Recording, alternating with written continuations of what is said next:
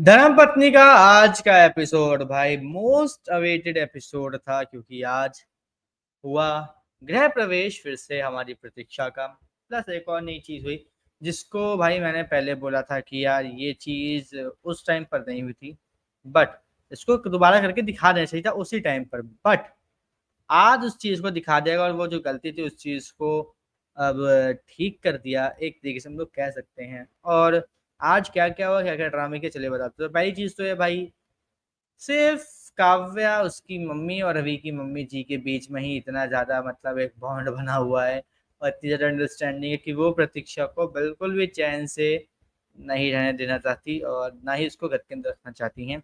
जिसकी वजह से भाई वो लगातार लगातार लगातार लगातार लगातार लगातार और लगातार मेरे ख्याल से 6 महीने हो चुके हैं एक ही चीज के पीछे पड़ी है कि भाई किसी न किसी तरीके से जो ये हमारी प्रतीक्षा है वो घर छोड़ के चली जाए।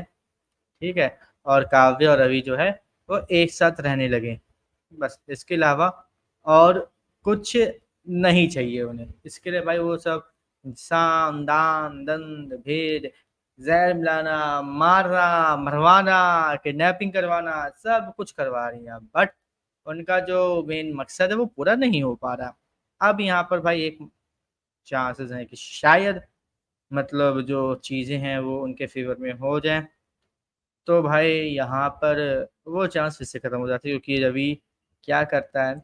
रवि सबसे पहले जो क्या नाम है इसका, प्रतीक्षा, ठीक है, उसको मतलब लेके तो आता है गेट पे, लेकिन उसके बाद क्या आता है, उसके बाद दूसरी चीज ये होती है कि भाई मतलब क्या कहते हैं, जो प्रतीक्षा की चाची और प्रतीक्षा की सास यानी कि रवि की मम्मी, उनके बीच में हो जाती है बहसबाजी। यहाँ पे भाई साहब प्रतीक्षा की जो सास यानी कि रवि की मम्मी जो है वो प्रतीक्षा की चाची के ऊपर हाथ उठा देती है। यहाँ पर प्रतीक्षा आती है और उस हाथ को पकड़कर रोक लेती है। अब इसके बाद क्या हुआ, इसके बाद जो दूसरी चीज है वो ये कि भाई साहब क्या कहते हैं कि जो मतलब जो वो रवि है, ठीक है, और जो प्रतीक्षा उनकी शादी हो चुकी है। और यहाँ पे क्या है, जो प्रतीक्षा की मम्मी वो इस शादी को नहीं मानती, एक्चुअल में शादी काव्या के साथ हुई है और काव्या उसकी असली बेबी है। और राव्या की जो मतलब फैमिली उसकी बहू है, सब कुछ है। तो ये फलाना ढिमकाना हो रहा होता है। तो यहाँ पे फिर से प्रतीक्षा की चाची की रवि की मम्मी से भिड़ंत होने लग जाती है, तो चीज़ें काफ़ी ज़्यादा फिर लग जाती है। एंड अब इसके बाद क्या हुआ, इसके बाद जो अगली चीज है वो ये कि भाई रवि वहां पे खड़े होकर देख रहा होता है बस, और जैसे हम लोगों ने देखा नहीं है कि अलग अलग फेस एक्सप्रेशन देता रहता है, वैसे फेस एक्सप्रेशन दे रहा होता है। अब यहाँ पे भाई साहब प्रतीक्षा को बात आ रही है, प्रतीक्षा मुंह बंद करके बैठी है, काव्य यहाँ पे उसको जलील कर रही है, सब उसको जलील कर रही है, लेकिन उससे खड़े खड़े देख रही है। अब यहाँ पर क्या हुआ, खड़े खड़े देखना ठीक है, अब ओके फाइन, बट यहाँ पे जलील करना वो सही नहीं था। जिसकी वजह से यहाँ पे क्या होता है, यहाँ पर जो हमारी प्रतीक्षा है उसको फिर से क्या होता है, काव्या बाहर निकालने में लग जाती है। रवि बोलता है कि प्रतीक्षा मन ही मन में कि एक बार प्लीज बोल दो कि रवि मेरा साथ दे दो, रवि मेरे साथ है, ऐसे कुछ करके बोल दो ताकि मैं तुम्हें खुल के साथ दे सकूं। बट वो एंड एंड तक वो ऐसा कुछ भी नहीं कहती है। एंड होता है क्या है, काव्या उसका हाथ पकड़ बाहर ले जाने लग जाती है। तभी क्या होता है, जो हमारे रवि भैया है वो उसको बोलते हैं कि रुको, ठीक है, और जाते हैं।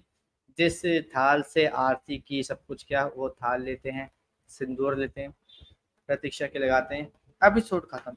अब मैंने यहाँ पर एक मतलब जो है पॉइंट छोड़ा है, वो ये पॉइंट छोड़ा है, यहाँ पर क्या होता है, हमारे जो काव्य है उसका एक बहुत पुराना हथकंडा है। जब भी कुछ जब एंट्री हुई प्रतीक्षा की घर के अंदर, पूरा गृह प्रवेश करवाया गया, एक तो उस बंदी को चाकू कहाँ से मिलता मुझे ये समझ में नहीं आता। कहीं अपनी कोई चोर पॉकेट में चाकू छुपा के रखती है, पर मुझे ये पता करके बताओ, मेकअप से कोई बातचीत करो, बताओ यार कहाँ पर ये है जो अपना ये चाकू ना छुपा के रखती, कहाँ पर भाई। जब भी ऐसा कोई हाथ में चाकू नस तो ही ऐसे वायरल बनाने लग जाती है बस।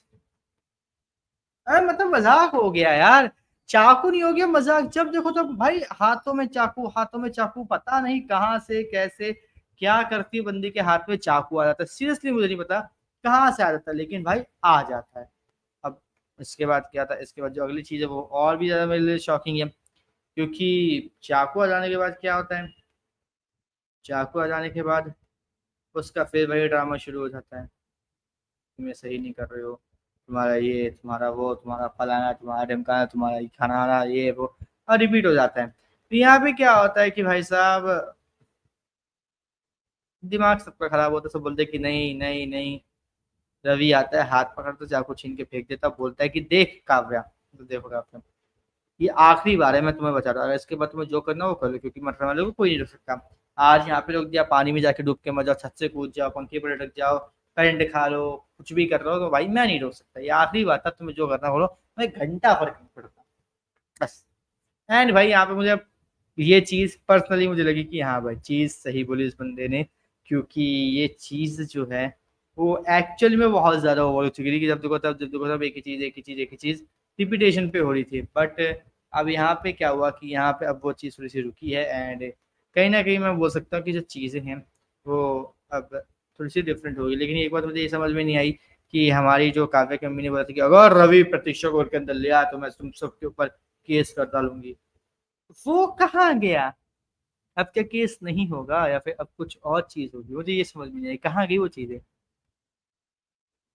अब क्या होगा मुझे ये समझ में नहीं आया। सो लेट्स सी आने वाले एपिसोड में क्या होता है, कैसे होता है, किस तरीके से होता है।